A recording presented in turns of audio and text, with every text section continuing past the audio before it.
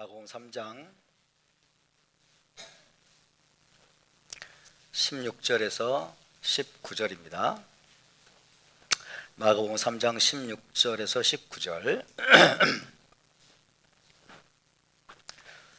16절에 19절을 다 같이 한 목소리로 봉독합니다. 시작. 이 12를 세우셨으니 시몬에게는 베드로란 이름을 더하셨고 또 세베대의 아들 야고보와 야고보의 형제 요한이니 이 둘에게는 보아너게 곧 우레의 아들이란 이름을 더하셨으며 또 안드레와 빌립과 바돌로메와 마테와 도마와 알페오의 아들 야고보와 및 다데오와 가나나인 시몬이며 또 가룟 유다니 이는 예수와를 판 자더라. 아멘. 마태복음 10장을 보겠습니다. 마태복음 10장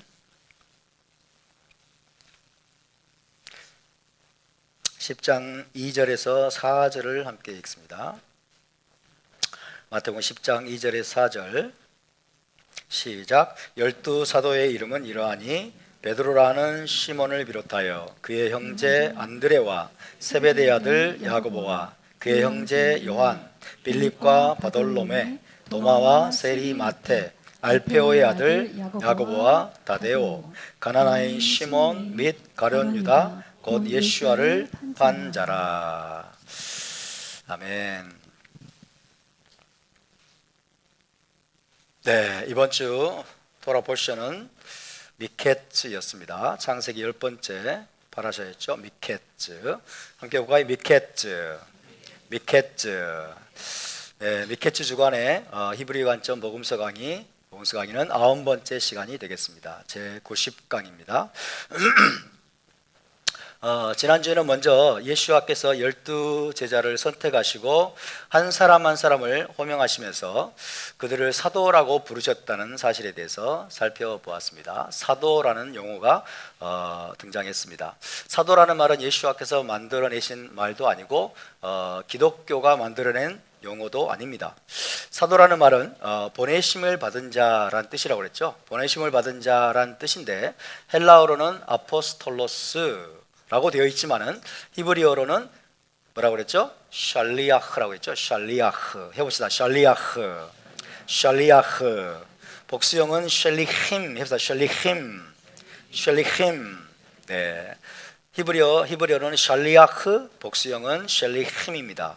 샬리아흐라는 것은 어떤 사람이 자신과 자신의 이익을 대표하는 인물을 부여해서 파송하는 법적 대리인 혹은 대표자를 가리키는 말이었습니다. 1세기 당시 사내들이는 중요한 인물을 부여해 샬리힘을 디아스포라 유대인 공동체에 파송하곤 했다고 말씀을 드렸죠. 그러면 사내들인의 샬리힘은 부여받은 임무에 관한 한 사내들인의 정권 대사 역할을 수행하곤 했습니다. 현재 유대교의 주요 분파 중에 하바드라는 분파가 있어요. 하바드라는 분파가 있는데요.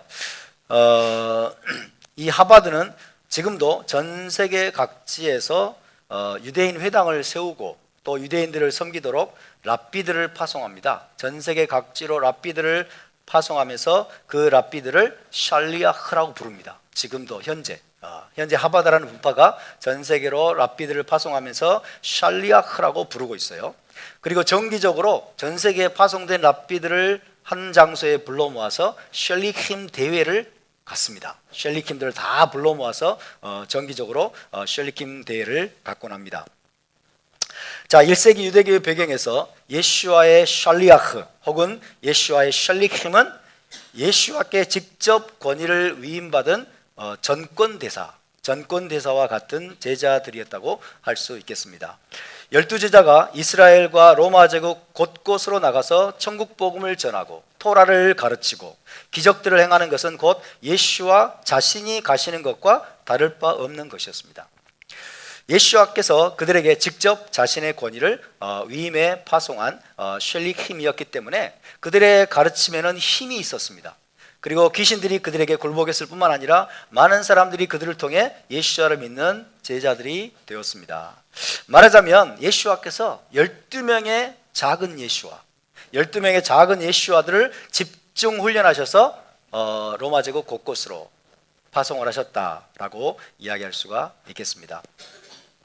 예수와께서 세우신 12명의 핵심 제자 그룹은 바리새인들의 제자 그룹과 유사하면서도 다른 공동체, 교제 모임인 하브라를 구성하게 됐다고 말씀드렸죠. 하브라, 해봅시다. 하브라. 같은 교제 모임에 속해 있으면서도 또 동일한 토라법의 기준을 따라 살아가는 사람들을 뭐라고 그랬죠? 하베림 그랬죠. 해봅시다. 하베림. 그 하베림의 모임을 하브라라고 합니다. 하베림들의 모임을 하브라라고 합니다. 1세기 당시 힐렐의 제자 모임을 베이트 힐렐이라고 했어요. 베이트 힐렐. 그리고 샤마이의 제자 모임을 베이트 샤마이라고 불렀던 것처럼 12제자로 구성된 예슈아의 제자 그룹은 베이트 예슈아라고 부를 수가 있습니다. 예슈아의 집이다. 베이트 예슈아. 베이트 힐렐, 베이트 샤마이, 그리고 베이트 예슈아라고 부른다는 것은 거기에 속한 자들이 모두 한 집에 속한 한 가족이라는 뜻입니다. 한 가족이다. 한 집에 속한 한 가족이라는 뜻이죠. 저와 여러분은 12제자의 하브라에 포함된 것은 아니지만 넓은 의미에서는 우리 모두 베이트 예슈아에 속한 자들임을 믿으시기 바랍니다. 우리는 베이트 예슈아 안에 들어온 자들입니다. 예슈아의 집에 속한 제자가 되었음을 믿으시기 바랍니다. 예슈아께서 머리가 되시고 장자가 되십니다. 그리고 하늘에 계신 하나님이 우리의 아버지이십니다. 그리고 우리 모두는 한 집에 속한 한 가족임을 믿으시기 바랍니다. 어떤 면에서는 육신의 가족보다 더 깊고 친밀한 영적인 가족이고 천국 가족입니다.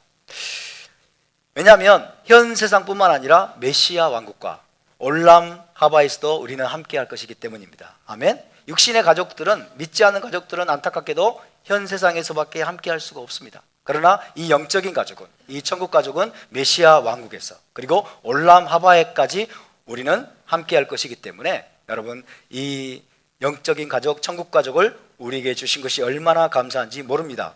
그러므로 이 집에, 예슈아의 집에 속한 하베림을 여러분 더욱더 사랑하시고 소중히 여기시고 기쁨으로 서로 섬기는 우리 모두가 될 수 있기를 주의 이름으로 축원합니다. 자, 이제 마가복음 3장 16절부터 19절을 다시 한번 읽어보겠습니다. 마가복음 3장 16절에서 19절입니다. 다시 한번 읽습니다. 시작. 이 12를 세우셨으니 시몬에게는 베드로란 이름을 더하셨고 또 세베대의 아들 야고보와 야고보의 형제 요한이니 이 둘에게는 보아너게 곧 우리의 아들이란 이름을 더하셨으며 또 안드레와 빌립과 바돌로메와 마테와 도마와 알페오의 아들 야고보와 및 다데오와 가나나인 시몬이며 또 가룟 유다니 이는 예슈아를 판 자더라. 아멘. 신약 성경에는 12제자의 이름이 몇 군데에 기록되어 있을까요? 12제자의 이름이 총 4곳에 기록되어 있습니다. 자, 12제자를 아십니까? 아는 듯 모르는 듯 그러시겠죠? 12제자의 이름이 총 4군데에 기록이 되어 있어요. 오늘 한번 우리가 공부를 해보겠습니다.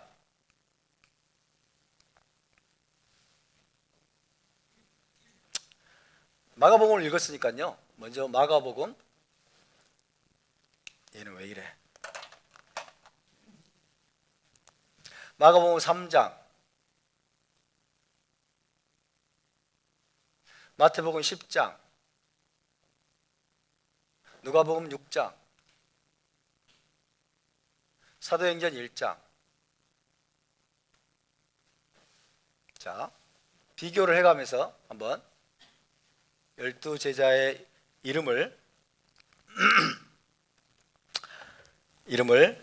한번 공부를 해보겠습니다. 이 4곳에 기록된 이름들을 비교하면서 우리가 예슈아의 12제자들이 누구였는지를 알 수가 있습니다. 많은 사람들이 예슈아의 12제자를 잘 몰라요. 아는 것 같지만 잘 모르고 있습니다.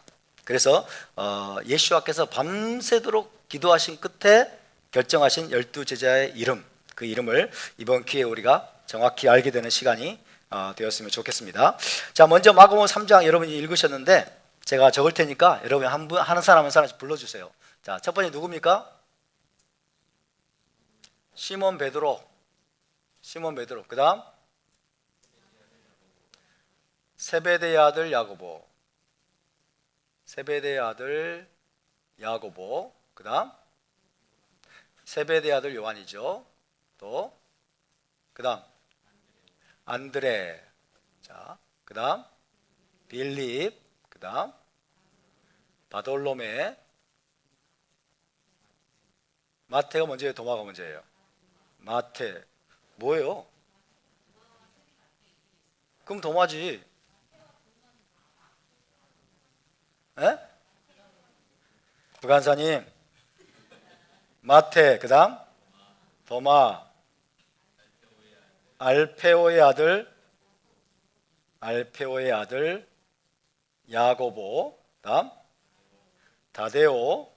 다데기가 아니라 다데오. 그 다음 가나나인 시몬. 가나안이 아닙니다.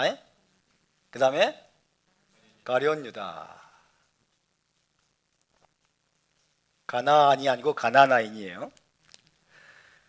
자, 이게 마가복음 3장에 나와 있는 12사도, 12제자의 이름입니다. 마태복음 10장으로 가봅시다. 마태복음 10장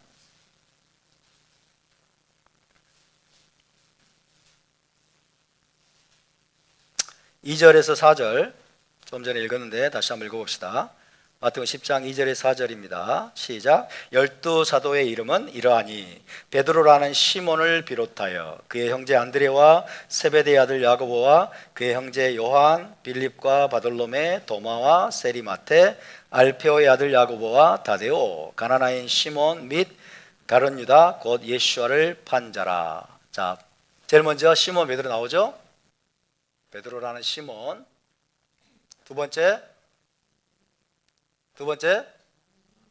안드레가 나오죠? 안드레. 세 번째 세베대의 아들 세베대의 아들 야고보. 그 다음 요한, 빌립, 바돌로메, 도마가 먼저 나옵니까? 그 다음에 세리마테, 알페오의 아들 야고보. 누구요? 다데오. 그 다음 가나나인 시몬. 다음 가룟 유다. 이게 이제 마태복음 10장에 나온 12제자입니다. 자, 다음으로 누가복음 6장입니다. 누가복음 6장에 기록된 12제자의 이름. 14절에서 16절.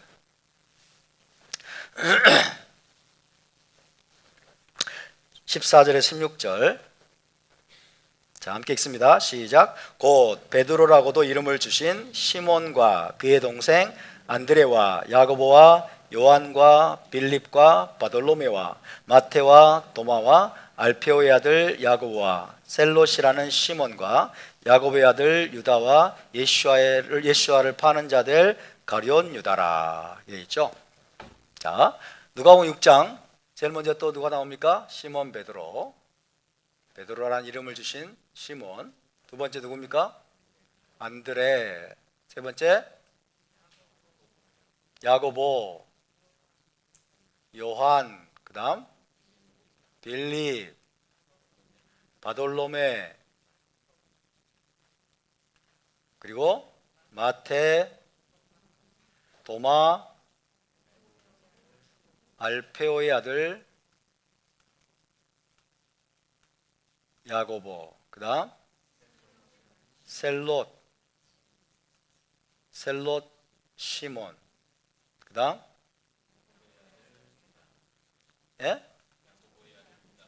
야고보의 아들 유다. 그 다음에 가룟 유다. 조금 이상하죠? 야고보의 아들 유다가 나왔습니다. 갑툭튀기라고 하죠. 사도행전 1장으로 가봅시다. 사도행전 1장.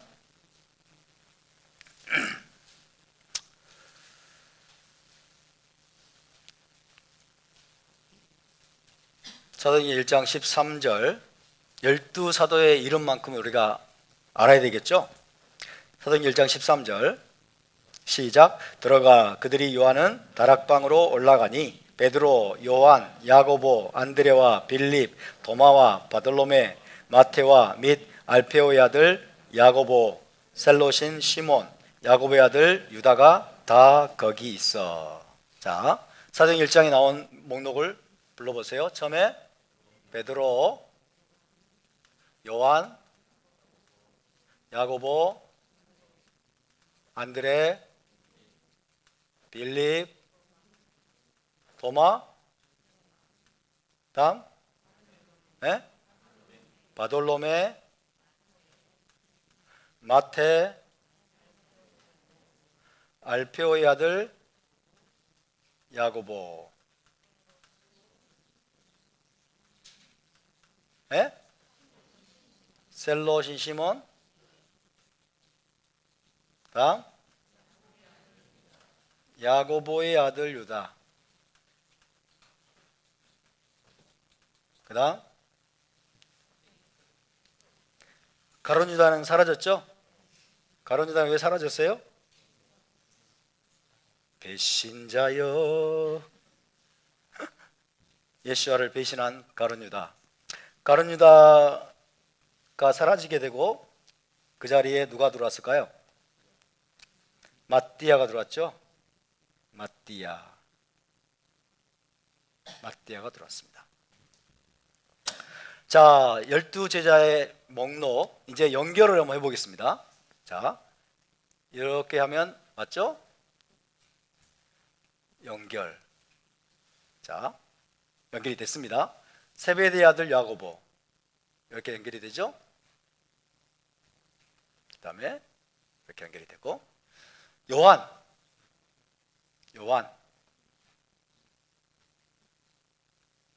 어휴 큰일 날 뻔했네. 이게 아니고 어디 있어요?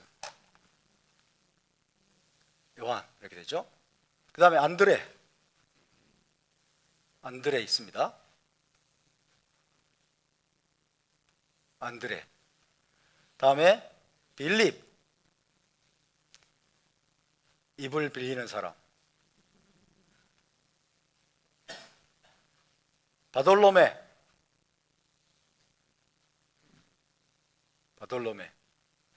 있네요. 여기 다 있네요. 바돌로메. 마테, 세리 마테. 다음 도마.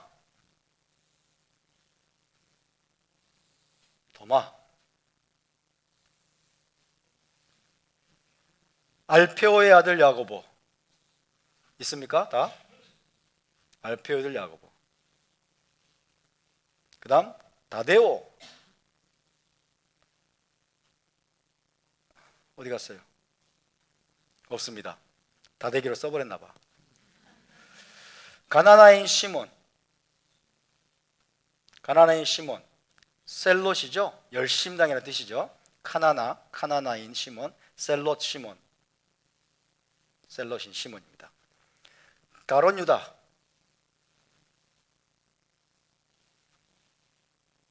사라졌어요.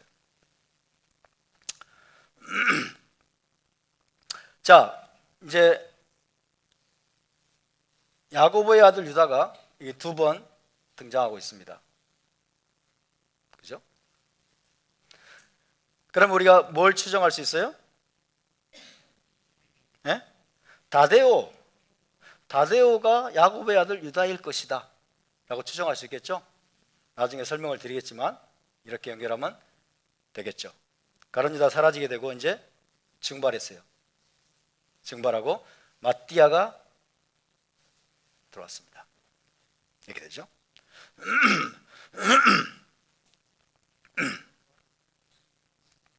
자, 12제자의 이름을 다 암송하실 수 있으세요? 열두 제자? 저는 이렇게 외웠어요. 마태복음 10장을 가지고 이렇게. 그럼 어떻게 되죠? 베안야요, 베안야요,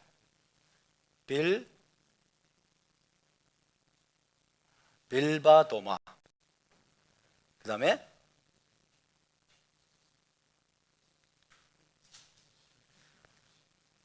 야다시가. 야자시가가 아니고 야다시가. 그죠? 이렇게 하면 금방 외워지죠? 베안야요, 빌바도마, 야다시가. 앞 글자를 따서 외우면 쉽습니다. 12지파의 이름을 아십니까? 12지파? 12지파 이름을 암송하실 수 있으세요?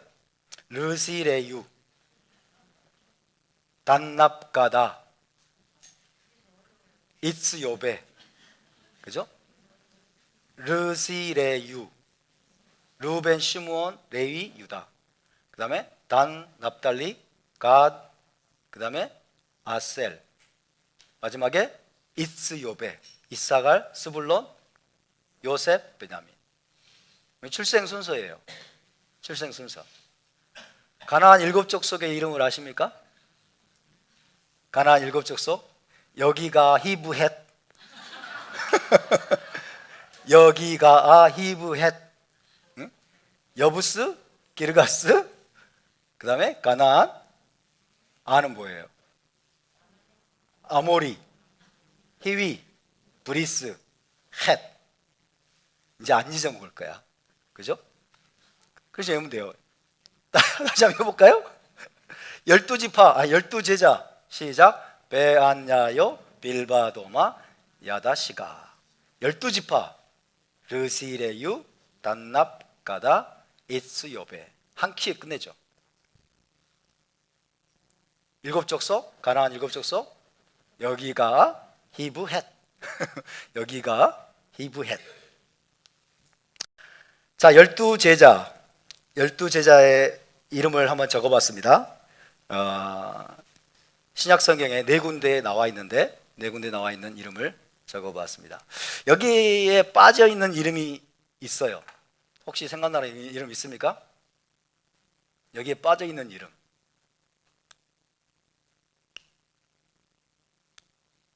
여기에 빠져있는 이름이 있을 수 있을까요? 없을까요? 생각나는 사람 없어요? 12제자에 속한 사람 중에 여기 빠져있는 이름. 토라만 공부하다 보니까 신약성경은 그냥 텅 깜깜합니까? 빠져있는 이름이 뭐예요? 나다나엘. 나다나엘. 이거 어떻게 알아? 나다나엘이 빠져있어요. 나다나엘이 누굴까? 이제 그것도 다뤄보도록 하겠습니다. 자, 복음서와 사도행전에 나오는 이 12제자의 목록을 보면 특징이 있습니다. 여러 가지. 첫 번째, 시몬 베드로가 항상 제일 먼저 나옵니다. 시몬 베드로가 항상 제일 먼저 나온다. 그리고 사도행전을 빼면 가룟 유다가 항상 맨 나중에 나옵니다. 사도행전을 빼면 가룟 유다가 항상 맨 나중에 나온다.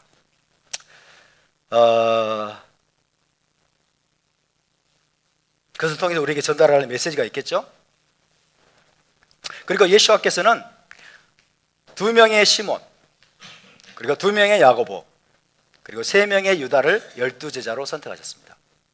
12제자 중에는 시몬이 2명이고 야고보가 2명이고 그 다음에 유다가 3명이나 됩니다. 3명의 유다를 12제자로 선택하셨다. 왜 그랬을까요? 시몬, 야고보, 유다, 이런 이름들은 당시 유대인들 사이에서 아주 흔하게 사용되던 이름이었어요. 그 이름을 가진 자들이 많았던 거죠. 그래서 2명의 시몬, 2명의 야고보, 그리고 3명의 유다를 12제자로 선택하셨습니다. 그래서 이제 같은 이름을 가진 제자들이 여러 명이 있으니까 동일한 이름을 가진 인물들을 혼동하지 않고 서로 구별하기 위해서 제자들은 별명과 애칭을 사용합니다. 별명과 애칭을 사용을 했습니다. 몇 사람에게는 예수님께서 직접 애칭을 주기도 하셨습니다. 그리고 예수님께서 주신 애칭이 아니라면 다른 별명과 애칭들은 자연스럽게 붙여진 것들이었습니다. 별명과 애칭을 부르는 것은 어떤 의미일까요? 친밀함의 표현이기도 합니다. 별명을 부르고 애칭을 부르는 것은 친밀함의 표현이기도 합니다. 예수와의 12제자, 이 12사도는 어떻습니까? 풀타임으로 예수와를 섬기면서 항상 같이 있죠. 항상 3년 반 동안 좌우지가 많은 시간을 함께 있기 때문에 자연스럽게 서로 가까워지고 친밀해지는 과정에서 상호간에 별명이나 애칭을 부르게 되었을 것입니다. 그것이 그대로 복음서에 기록되었다는 것만 보더라도 이 복음서의 기록이 믿을 만한 기록임을 입증해주는 또 하나의 증거라고 할 수 있겠습니다. 우리나라는 별명이나 애칭을 부르는 경우가 그렇게 많지 않은 것 같아요. 아주 가까운 사람에게 아주 그냥 뭐라 그럴까요? 별명을 부르는 경우가 있긴 합니다만은 일반적으로는 별명이나 애칭을 부르는 경우가 그렇게 많지가 않아요. 그러나 영국이나 미국 그리고 유대인 사이에서도 별명이나 애칭을 부르는 경우가 굉장히 많아요. 네타냐후 총리의 애칭이 있어요. 뭘까요? 비비라고. 비비 애칭이 있어요. 비비라고 부르는 경우가 꽤 있죠. 우리나라는 뭐 대통령이나 이런 사람들에 대해서 애칭을 부르진 않죠. DJ, YS 이러죠. 뭐 애칭이 아니죠. 그런 거는. 별명이나 애칭을 부르는 경우가 꽤 있습니다. 예를 들어서 유다 마카비, 예후다 마카비. 그러면 마카비는 뭐죠? 별명이죠. 별명이고 애칭입니다. 마카비는 쇠망치라는 뜻이죠. 쇠망치라는 별명입니다. 유다 마카비 그러면 쇠망치 같은 강력한 전사라는 애칭이 별명이 그에게 붙어 있는 거죠. 침례 요한, 영어로 하면 John the Baptist 이렇게 돼 있죠. 요하난 하마트빌, 침례 요한. 그러면 침례 요한은 그의 이름이 전부 침례 요한이냐? 그게 아니고 이 침례자, 이거는 별명이죠. 침례자라는 별명이 그에게 붙어 있는 겁니다. 침례자 요한. 그리고 예수와의 동생이자 예루살렘 교회의 리더였던 야고보 있죠. 야고보도 어떻게 불렸습니까? 야콥 핫자딕이라고 불렸어요. 야콥 핫자딕, 의인 야곱. 그죠?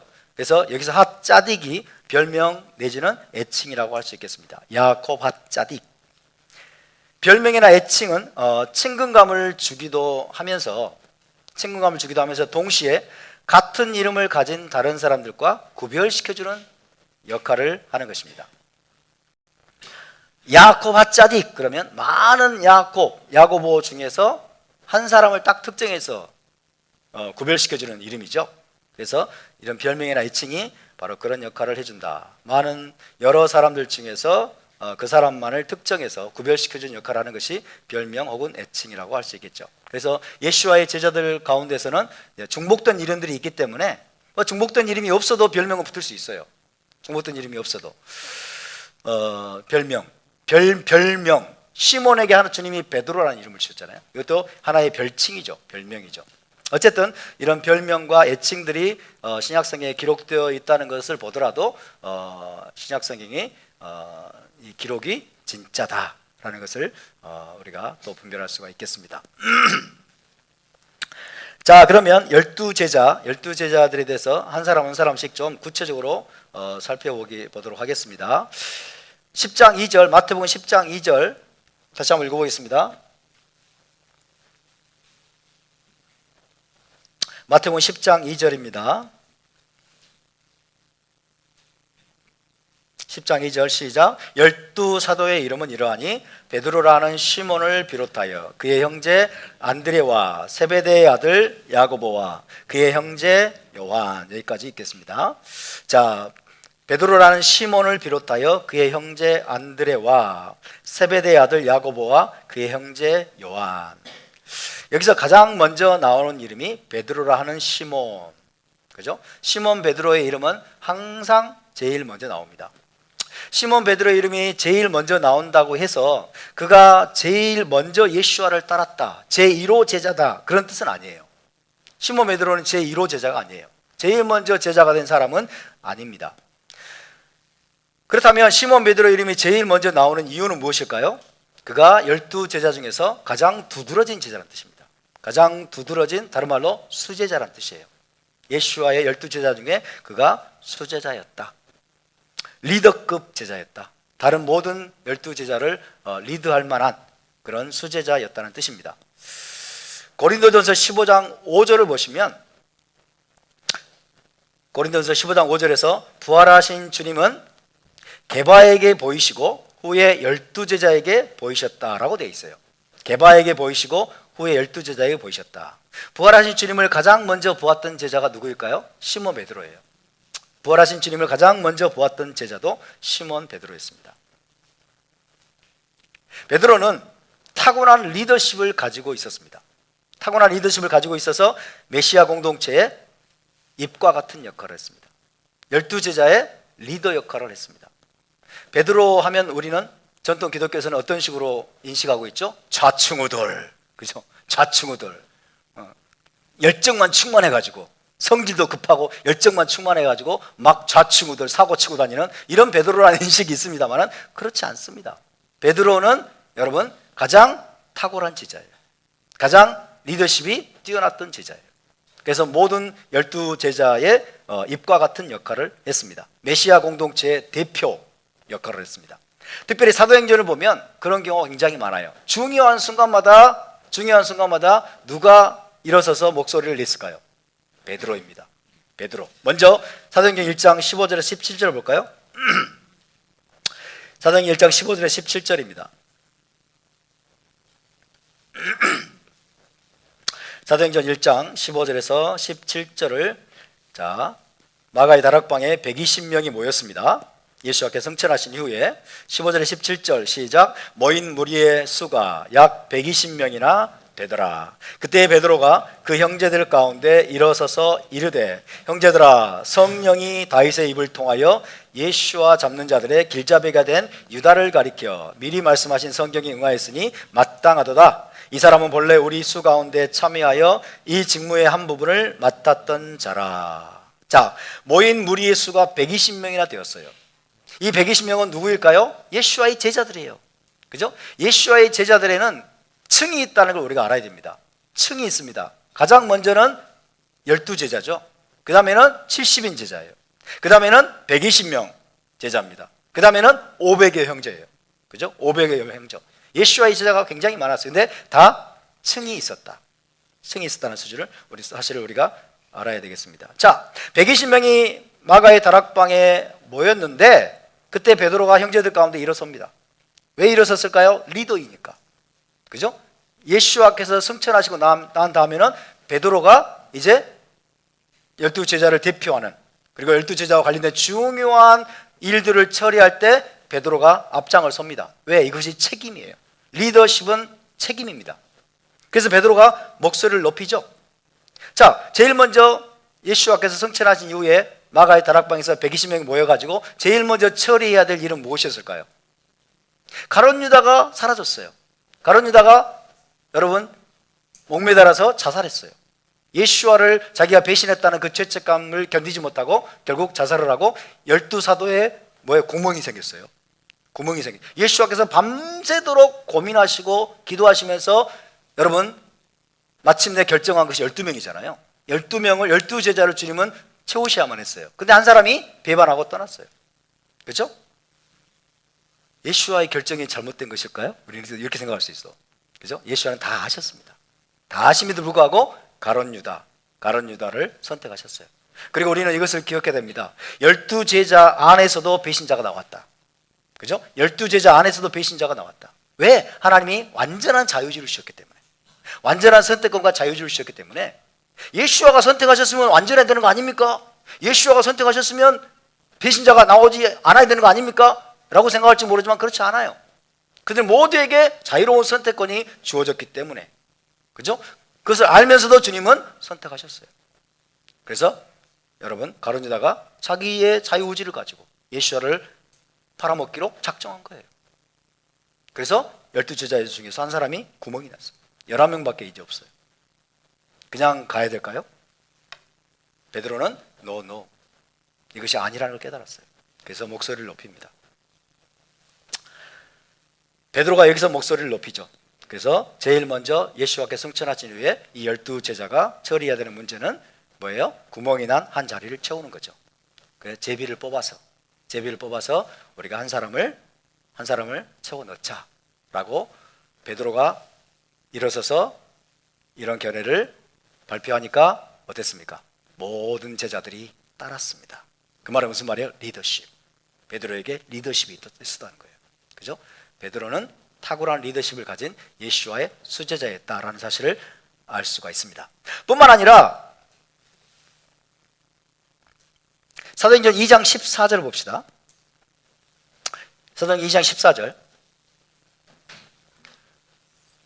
2장 14절 함께 있습니다. 시작. 베드로가 11사도와 함께 서서 소리를 높여 이르되 유대인들과 예루살렘에 사는 모든 사람들아, 이 일을 너희로 알게 할 것이니 내 말에 귀를 기울이라. 예수와께서 승천하신 이후에 첫 번째 샤부오트가 됐습니다. 샤부오트에 이제 뭐예요? 예수와 공동체, 메시아 공동체에 성령이 임했어요. 성령이 부어진 사건을 보고 온 예루살렘이 소동했어요. 어떻게 이런 일이 있을 수 있느냐, 이 어찐 일이냐, 저들이 세술에 취했느냐 그러면서 난리가 났어요. 그 정도로 눈에 보이는 방식으로 여러분 성령이 그들에게 내려오셨을 때 그때도 목소리를 높인 사람이 바로 시몬 베드로였습니다. 그죠? 베드로가 11사도와 함께 서서 소리를 높여 이르되, 그죠? 그래서 베드로가 이제 굉장히 중요한 이제 설교를 하는 거죠. 뿐만 아니라 사도행전에는 중요한 순간마다 베드로가 메시아 공동체의 리더십으로서 목소리를 냈던 것에 대해서 계속 기록하고 있습니다.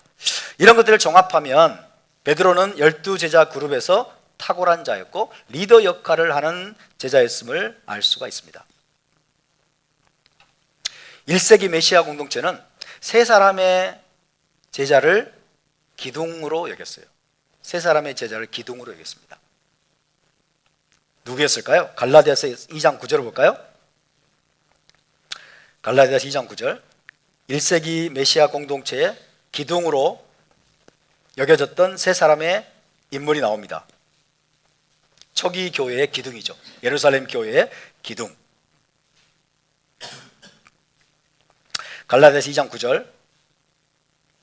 시작. 또 기둥같이 여기는 야고보와 게바와 요한도 내게 주신 은혜를 알므로 나와 바나바에게 친교의 약수를 하였으니. 여기까지만. 기둥같이 여기는, 그죠?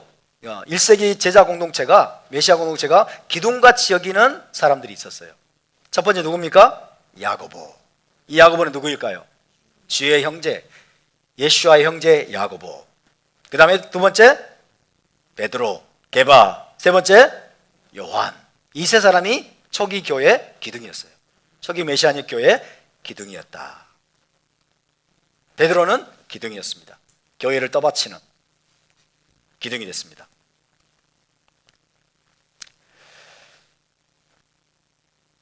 자, 과거에도 살펴보았지만요, 시몬 베드로와 그의 동생 안드레, 시몬 베드로와 그의 동생 안드레는 어디 출신입니까? 벳세다 출신입니다. 벳세다 출신으로서 아버지 요나 밑에서 어부로 함께 일했습니다. 베드로의 아버지는 요나예요. 요나. 아시겠죠? 요나. 바요나 시모나 그러죠. 바요나 시모나 그랬는데, 바요나 시몬이 뭐야? 시몬의 별칭인가? 이렇게 말할지 모르지만 시몬 바르 요나예요. 시몬 바르 요나. 바르란 말이 뭐예요? 아들이란 뜻이죠. 바요나 시모나 한글성 이렇게 돼 있으니까 무슨 뜻일까? 모르는 사람이 많아요. 그러나 시몬 바르 요나, 요나의 아들 시모나 이렇게 부르신 거예요. 그죠? 아버지 이름이 요나예요. 요나. 그래서 베드로와 안드레는 원래 갈릴리 호수 북쪽 해안에 위치한 작은 오촌 벳세다 출신이었습니다. 아버지는 요나였습니다. 아버지 요나 밑에서 어부로 함께 일했습니다. 그런데 가버나움의 처녀와 결혼을 했습니다. 베드로는 가버나움의 처녀와 결혼한 후에 시몬 베드로는 이제 가버나움으로 이사를 합니다. 가버나움으로 이사해서 장모를 모시며 살게 되었고 가버나움에서 이제 어부로 생활을 하게 되었습니다. 그리고 예수와의 제자가 되면서부터는 가버나움에 있는 자기의 집을 예수와사에게 근거지로 내어드립니다.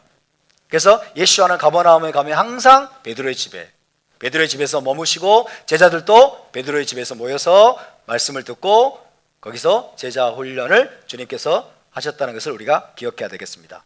자신의 집을, 가버나움에 있는 자신의 집을 예수와께 내어드려서 예수와사에게 근거지로 사용할 수 있게 한 제자가 바로 베드로입니다. 시몬이 예수와의 제자가 되어 따르던 어느 시점에 예수와께서 그에게 베드로라는 이름을 주셨어요. 베드로라는 이름을 주셨습니다. 마태복음 16장 18절을 볼까요? 마태복음 16장 18절.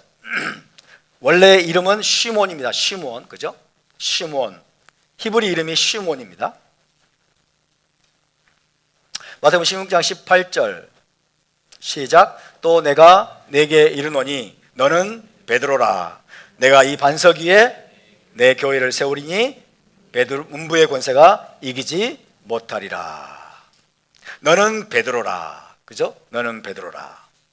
내가 이 반석 위에 내 교회를 세우리니 음부의 권세가 이기지 못하리라. 예수와께서 베드로라는 이름을 부여하셨습니다. 시몬에게, 자신의 제자인 시몬에게 너는 베드로다. 베드로는 페트로스, 헬라어입니다. 페트로스예요.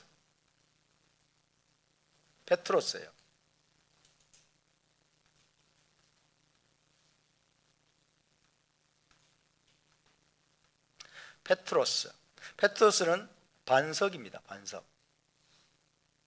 돌 이런 뜻이죠.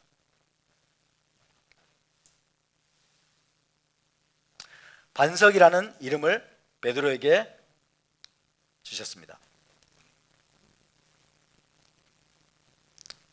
헬라어 이름이고요.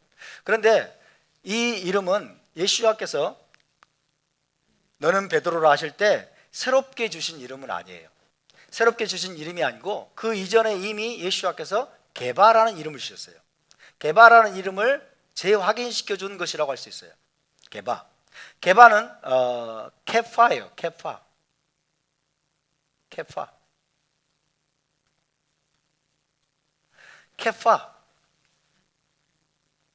케파는 반석입니다. 반석이고 이거는 아람어 이름이에요. 아람어. 1세대 당시에는 아람어가 광범위하게 일상 용어로 사용됐었어요. 아람어로 주님께서 게바라는 이름을, 케파라는 이름을 베드로에게 이미 주셨어요. 처음에 주셨던 이름을 헬라어로 주님이 재확인시켜 주는 거예요. 너는 베드로라. 자, 게바라는 이름을 주신 장면이 어디에 나오느냐? 요한복음 1장 42절에 나오죠. 한번 볼까요? 요한복음 1장 42절에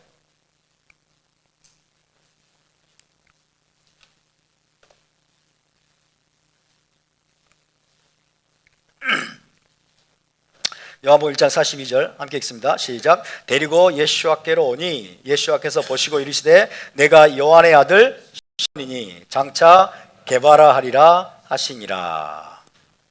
자, 요한의 아들 이렇게 됐죠. 요한의 아들.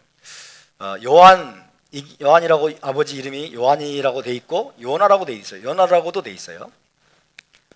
요한의 아들 시몬이니 장차 게바라 하리라. 새 이름을 이때 주십니다. 게바는 번역하면 베드로라 그랬죠. 게바는 번역하면 베드로라. 안드레가 시몬 베드로를 예수와께 데리고 왔을 때 주신 이름이 바로 케파입니다. 케파. 그 케파를 헬라어로 번역한 게 페트로스예요. 헬라어로 번역한 게 페트로스다. 뜻은 반석입니다.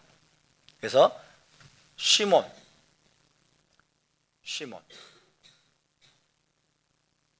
히브리어로 쓰면은 이렇게 되나요? 시몬. 히브리어로 쉰, 맴, 아인이 있겠네요. 쉐마에서 온 거니까. 시몬, 그죠? 시몬. 시몬, 베드로, 케파.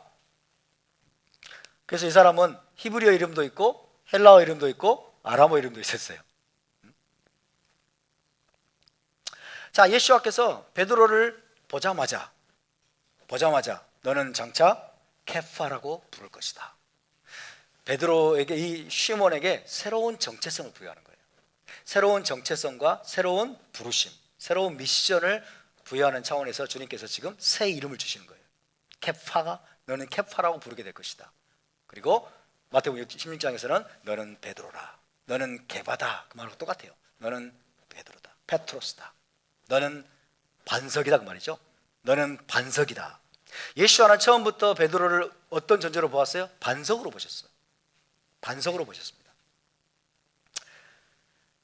자, 그 의미는 무엇이었을까요?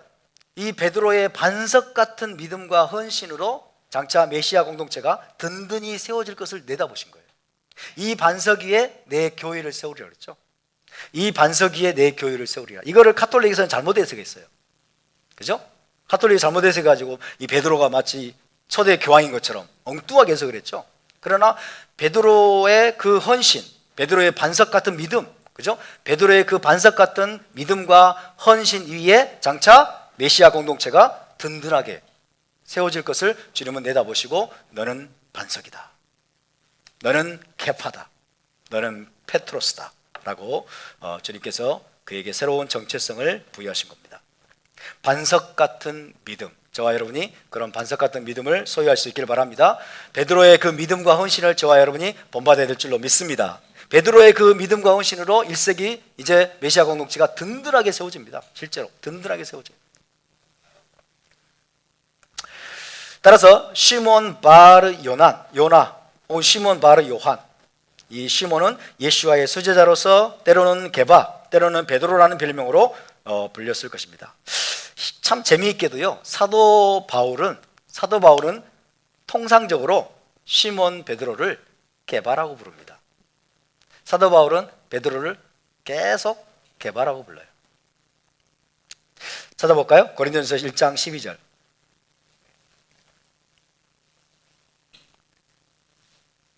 고린도전서 1장 12절.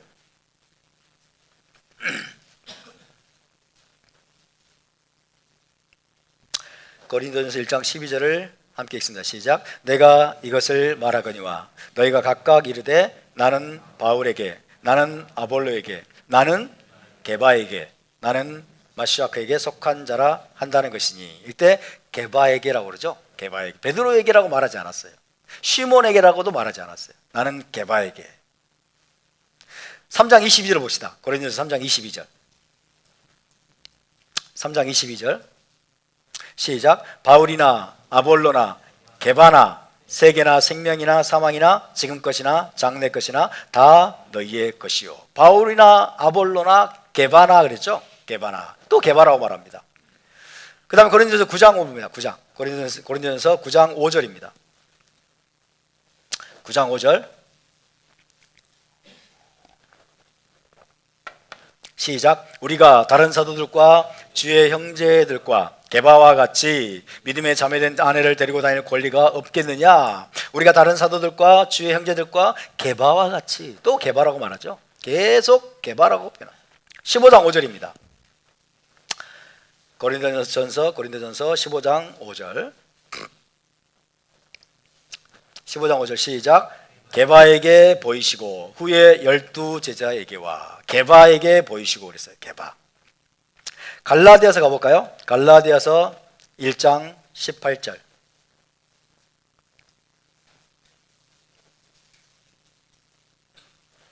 갈라디아서 1장 18절.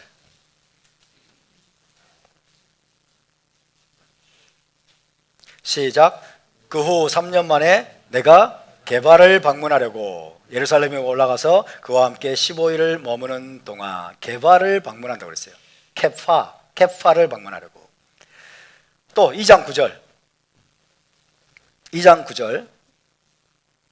시작. 또 기둥같이 여기는 야고보와 게바와 요한도 내게 주신 은혜를 알므로 나와 바나바에게 친교의 약수를 하였으니 우리는 이방인에게로 그들은 할례자에게로 가게 하려 함이라. 11절부터 14절을 한번 계속 읽어보겠습니다. 게바라는 이름을 계속 사용합니다. 시작. 게바가 안디옥에 이르렀을 때 책망받을 일이 있기로 내가 그를 대면하여 책망하였노라. 야고보에게서 온 어떤 이들이 이르기 전에 게바가 이방인과 함께 먹다가 그들이 오매 그가 할례자들을 두려워하여 떠나 물러가매 남은 유대인들도 그와 같이 외식함으로 바나바도 그들의 외식에 유혹되었느니라. 그러므로 나는 그들이 복음의 진리를 따라 바르게 행하지 아니함을 보고 모든 자 앞에서 게바에게 이르되 내가 유대인으로서 이방인을 따르고 유대인답게 살지 아니하면서 어찌하여 억지로 이방인을 유대인답게 살게 하려느냐 하였노라. 이처럼 사도 바울은 시몬 베드로를 계속 게바, 케파라고 부르고 있습니다. 재밌죠? 왜 시몬 베드로는 케파라고 계속해서 그를 불렀을까요? 아마도 예수와께서 시몬 베드로에게 주신 이름이기 때문에, 시몬 베드로에게 새롭게 주신 이름이 너는 장차 케파라고 할 것이다 라고 하셨기 때문에 그랬을 가능성도 있고, 동시에 이 시몬 베드로의 새로운 부르심이죠. 그죠? 시몬 베드로의 새로운 부르심과 정체성을 가장 잘 나타내주는 이름이기 때문이기도 했을 겁니다. 그리고 또 다른 가능성이 있죠. 당시에 유대인들 사이에서는 아람어가 광범위하게 사용됐었어요. 일상용어로 아람어가 광범위하게 사용이 되었습니다. 일반 백성들은 히브리어를 못하는 백성들이 상당히 많았다고 그래요. 히브리어를 못하니까 회당에서 토라를 낭독하고 그 다음에 낭독했던 게 뭐죠? 탈굼, 아람어로 번역한, 토라를 아람어로 번역한 탈굼 번역본이 회당에서 낭독이 됐어요. 토라를 아람어로 설명해주는 역본입니다. 그런 것처럼 아람어가 일상용어로서 광범위하게 사용이 됐기 때문에 이 지금 유대인으로서 사도 바울의 유대인 제자 시몬을 부를 때 케파라고 부르는 것이 상당히 아마 자연스러웠을 것입니다. 그래서 베드로를 사도 바울은 계속해서 케파라고 불렀습니다. 자, 교회 역사가인 유세비우스가 있습니다. 유세비우스에 따르면 시몬 베드로는 로마로 가기 전에 먼저 유대 지역을 떠나서 디아스포라 지역에 거주하면서 유대인들을 대상으로 복음을 전하고 사역을 했다고 합니다. 유대 지역을 떠나가지고 이제 로마 지역 곳곳에 다니면서 사역을 하고 복음을 전했습니다. 그런 다음에 베드로는 나중에 어디로 갔어요? 로마로 건너갑니다. 로마로 건너가서 수년 동안 로마에 있는 교회, 로마에 있는 메시아 공동체를 대상으로 사역을 했습니다. 그리고 얼마 후에 그는 네로 황제에게 체포되어서 십자가에 거꾸로 매달려 죽는, 십자가에 거꾸로 매달려서 순교하게 되었습니다. 십자가에 거꾸로 매달려서 순교를 했는데 왜 거꾸로 매달렸느냐? 나의 주님께서 십자가에 매달려 죽으셨는데 내가 어떻게 주님과 같은 방식으로 감히 죽임을 당할 수 있느냐? 나를 거꾸로 매달아 달라. 그래서 십자가에 거꾸로 매달려서 순교하는 영광을 그가 누리게 되었습니다. 이것이 베드로의 삶이었습니다. 베드로에 대해서 간단하게 살펴보았습니다. 베드로의 이름은, 케파라는 이름은 베드로의 새로운 정체성, 새로운 부르심을 나타내주는 이름입니다. 예수와께서 그에게 새로운 정체성과 부르심을 주셨다. 반석 같은 믿음으로 너는 메시아 공동체를 든든히 세우게 될 것이다 라는 것들을 주님께서 말씀하신 것으로 볼 수가 있겠습니다. 두 번째는 안드레입니다. 안드레까지 오늘 나눠야 되겠어요. 두 번째, 이제 베드로의 동생 안드레 역시 12제자 중 한 사람이었죠. 안드레는 헬라어로 안드레아스라고 합니다. 안드레아스. 옆에서 안드레아스. 헬라어 이름은 항상 뒤에 스가 들어가요. 스. 제우스 아시죠? 제우스. 그 다음에 프로메테우스. 스가 들어갑니다. 남자들의 이름에 스로 끝나요. 스. 그래서 예슈아라는 이름이 헬라어로 번역이 되면 무엇이 됐을까요? 예수스가 돼요. 예수스가 돼가지고 나중에 지저스가 되는 거예요. 지저스, 영어로 지저스. 그러나 원래 스가 없죠. 안드레아스. 이 안드레아스는 헬라어 이름인데요. 무슨 의미가 있냐면 남자다운 이런 뜻이 있다고 그래요. 남자다운. 그래서 남자다운 이란 뜻의 헬라어 이름이 바로 안드레아스인데, 안드레에게 히브리어 이름이 있었을까요? 안드레에게 히브리어 이름이 있었을지 모르지만 성경에는 안 나와요. 성경에는 안 나옵니다. 처음부터 자기 아버지가 너는 안드레다 라고 이름을 지었을지, 아니면 히브리식 이름이 있었을지 nobody knows. 아무도 모릅니다. 성경에는 안 나옵니다. 근데 재밌는 것은 유대인들이요, 안드레아스라는 이름을 히브리식으로 차용을 해서 사용했다는 거예요. 히브리식으로 차용을 해가지고 안드레이라는 이름으로 사용을 했어요. 안드레이. 히브리어로 이렇게 음역을 차용해 이런 식으로 이렇게 되죠. 안드레이, 이렇게 히브리식으로. 그래서 탈무드에 보면, 예루살렘 탈무드에 보면 이런 이름이 나와요. 랍비의 이름. 랍비 하니나 바르 안드레이, 이런 이름이 있어요. 랍비의 이름인데 랍비 하니나 바르 안드레이 라는 이름을 가진 현인이 등장을 합니다. 그러니까 당시에 유대인들이 안드레아스라는 이름을 히브리식으로 차용을 해서 안드레이라고 그렇게 사용하는 경우가 종종 있었다는 거죠. 그렇게 본다면 안드레도 히브리 이름이 처음부터 히브리식 이름이 안드레이였다라고도 할 수 있겠죠. 어쨌든 중요한 것은 다른 이름은 등장을 하지 않습니다.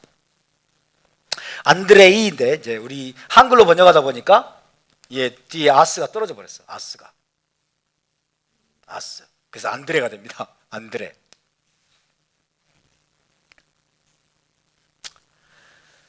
안드레는 누구입니까? 베드로와 마찬가지로 안드레도 역시 베세다에서 태어나고 자란 어부였습니다. 베세다에서 태어나고 자란 어부였는데, 베드로가 이제 결혼한 후에 가버나움으로 이주해 갈 때 안드레도 따라갔습니다. 안드레도 그것으로 이주해서 베드로와 함께 살면서 어부로 일을 했습니다. 예수와의 제자가 되기 전에 안드레는 이미 세베대의 아들 요한과 함께 침례 요한의 제자로서 훈련을 받고 있었어요. 예수와의 제자가 되기 전에 먼저 안드레는 세베대 아들 요한과 함께 침례 요한의 제자였어요. 처음에. 그랬는데 침례 요한의 말을 듣고 이 안드레와 세베대 아들 요한은 예수와께 찾아와서 예수와의 제자가 됩니다. 이것이 요한복음 1장에 기록된 내용이죠. 한번 찾아볼까요? 요한복음 1장 37절에서 42절을 읽어보겠습니다. 그래서 가장 먼저 예수와의 제자가 된 사람들이 누구냐? 그러면 이 두 사람이에요. 안드레와 그 다음에 누구? 세베대 아들 요한입니다. 이들은 원래 침례 요한의 제자였어요. 근데 침례자 요한의 말을 듣고 예수와를 따르게 됐어요. 요한복음 1장 37절에서 42절을 천천히 한번 읽어보겠습니다. 시작. 두 제자가 그의 말을 듣고 예수와를 따르거늘. 두 제자는 누구일까요? 안드레와 사도 요한이죠. 그죠? 세베대 아들 요한입니다. 그의 말을 듣고, 그의 말은 누구예요? 침례 요한이죠. 두 제자가 침례자 요한의 말을 듣고 예수와를 따르거늘, 예수와께서 돌이켜 그 따르는 것을 보시고 물어 이르시되 무엇을 구하느냐? What do you want? 뭘 원하느냐 말이죠. 이르되 랍비여 어디 계시오니까 하니, 랍비는 번역하면 선생이라. 예수와께서 이르시되 와서 보라, 와 보라. 그러므로 그들이 가서 계신 데를 보고 그날 함께 거하니 때가 10시쯤 되었더라. 이 이야기의 의미가 무엇인지를 우리는 잘 몰라요. 이 이야기의 의미는 뭐예요? 침례 요한의 제자였던 두 사람이 침례 요한의 소개로 예수와 길을 따르게 되고 예수와의 제자가 되었다는 이야기예요. 그죠? 가장 먼저 예수와의 제자가 된 이야기인데 그렇게 해석하는 분들이 참 드문 것 같아요. 어떻게 해서 이 안드레와 사도 요한이 예수와의 제자가 되었는지 그 경위를 지금 설명하고 있는 내용이에요.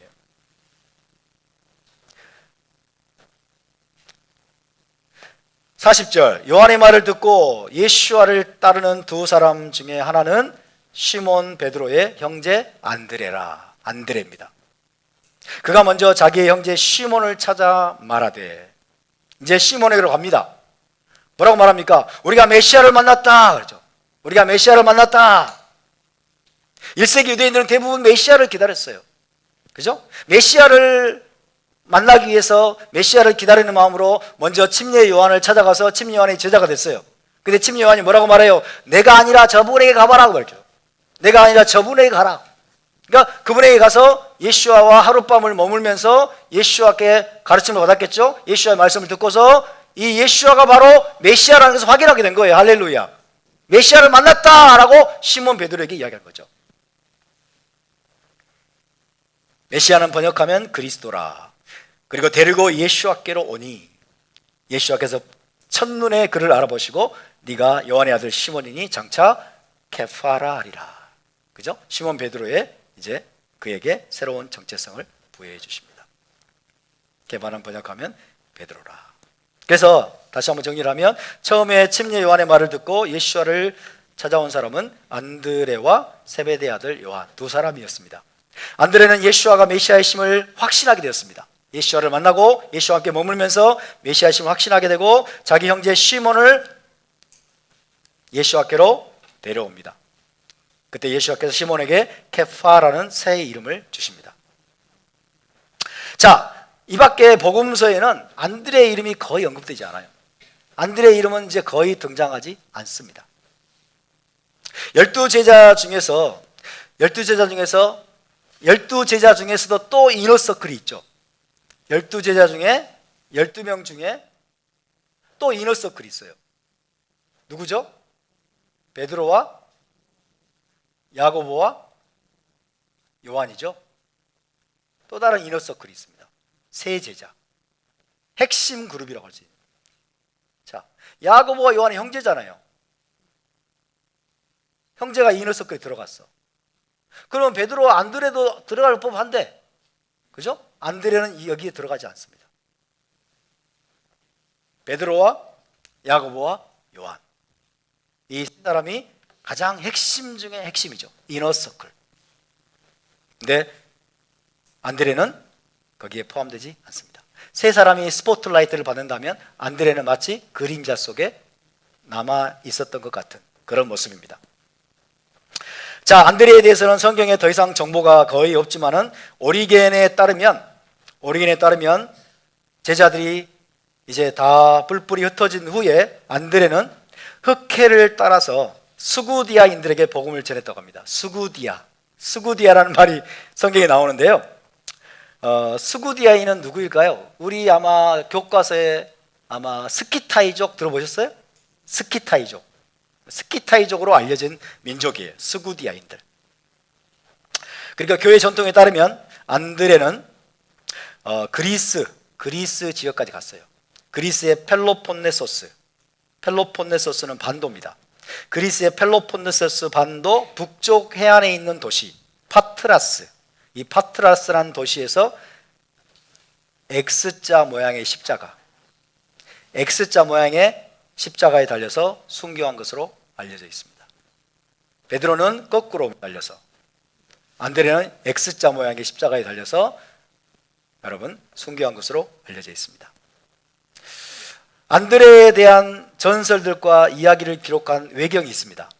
2세기에 기록된 외경이 있는데요. 안드레에 대한 전설들, 이야기를 알고 싶으신 분들은 이 책을 한번 구해보시기 바랍니다. 안드레 행전입니다. 안드레 행전이라는 외경에 기록이 되어 있다고 합니다.